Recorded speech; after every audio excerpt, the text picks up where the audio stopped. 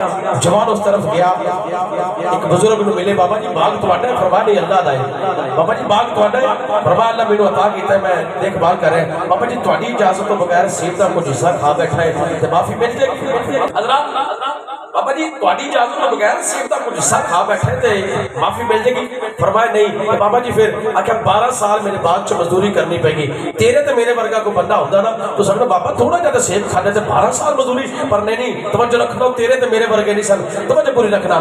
حضرات 12 سال مزدوری ہو گئی، پھر کچھ ٹائم آیا نا تو بابا جی چھٹی مل جائے، فرمایا کچھ حصہ اور مزدوری کر، وہ بھی وقت گزر گیا۔ پھر بابا جی چھٹی مل جائے گی، فرمایا نہیں تو بابا جی ہن، فرمایا میری ایک بیٹی اکھاں تو نبینی ہے، پیروں تو مزدور ہے، ہتھاں تو مزدور ہے، زبان تو گونگی ہے، وہ نال نکاح کرنا پڑے گا۔ قبول ہو گیا، نکاح ہو گیا۔ جب کمرہ رسی جوان گیا نا تو فوراً باہر آیا، بابا میری نہیں، فرمایا تیری بابا میری نہیں، تو سا کیسے اکھاں تو نبینی ہے، وہ تکدی پئی ہے، تو سا کیسی پیروں تو معذور ہے، چلدی پئی ہے، تو سا کیسی زبان تو گونگی ہے، وہ تے بولدی پئی ہے، ہتھاں تو مزدور ہے، وہ تے ہاتھ بھی ٹھیک نے، بابا میری نہیں۔ فرمایا تیری ہے زبان تو گونگی، اس تو کیا سی کدی کسی غیر مرد نال کلام ہی نہیں کیتا، اکھاں تو نبینی، اس تو کیا سی کدی کسی غیر مرد نال تکیا نہیں، پیروں تو مزدور، اس تو کیا سی میرے دروازے کی تحلیل تو باہر نہیں گئی۔ حضرات توجہ رکھنا، اور سبحان اللہ بولی یا نہ بولی میں نے نہیں پتا، مہینے بعد 11ویں نلندر کس انداز سے سکھا جائے گا۔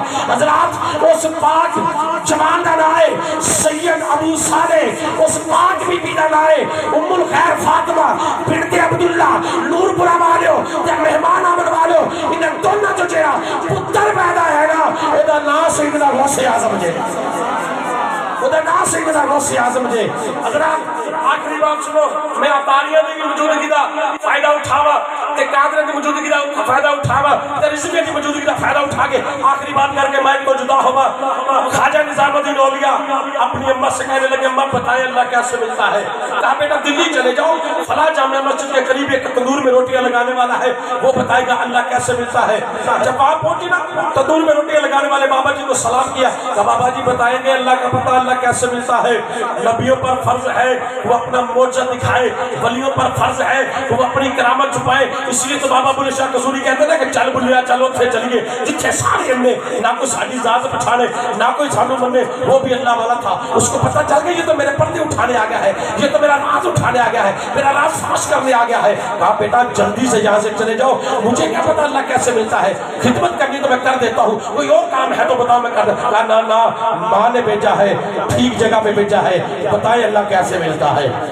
آپ وہ سمجھ کے جانے والا نہیں، کہا صبح والا صبح بتاؤں گا اللہ کیسے ملتا ہے۔ جب صبح ہوئی نا نظام الدین اولیاء وہاں پہنچے، دکان بند نہ تندور میں روٹیاں لگانے والا کسی سبزی والے سے پوچھا یہ کدھر گئے، اس نے کہا کہ آپ نے آنے سے پہلے انہوں نے اپنا سامان باندھا تو جنگل کی طرف چلے گئے۔ خواجہ نظام الدین اولیاء قدموں کے نشان ڈھونڈتے ڈھونڈتے جب جنگل میں پہنچے نا وہ دیکھا جسم پڑا ہے، جنگلی جانور، کسی نے پنڈلی سے گوشت نکالا ادھر بیٹھ کے کھا رہا، کسی نے بازو سے، کسی نے سینے سے۔ خواجہ نظام الدین اولیاء کے پاس بیٹھ گئے، کہا کر دی نا بے وفائی، میرے سے وعدہ کیا تھا جب صبح آئے گی بتاؤں گا اللہ کیسے ملتا ہے۔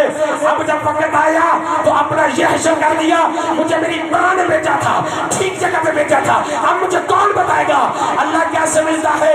حضرات یہی الفاظ نظام الدین کے منہ سے نکلے، کوئی ہڈی ادھر سے آ رہی ہے، کوئی حصہ ادھر سے آ رہا ہے، کوئی ٹکڑا ادھر سے آ رہا ہے، جس سے میں اکٹھا ہوا، آواز آئی نظام الدین تو نے پوچھا تھا نا اللہ کیسے ملتا ہے، پھر میری طرف دیکھ اللہ ایسے ملتا ہے، اللہ ایسے ملتا ہے۔ میری گفتگو میں نام آتا ہے امیر اہل سنت کا، سر پہ صدر نظام میں سجا کر، سنتوں پہ عمل کروا کر، سنتوں کے پیکر بنا کر پوری دنیا میں دعوت اسلامی کی فرمان جگا کر پوری دنیا کے بتا دیا لوگوں اللہ ایسے ملتا ہے، اللہ ایسے ملتا ہے۔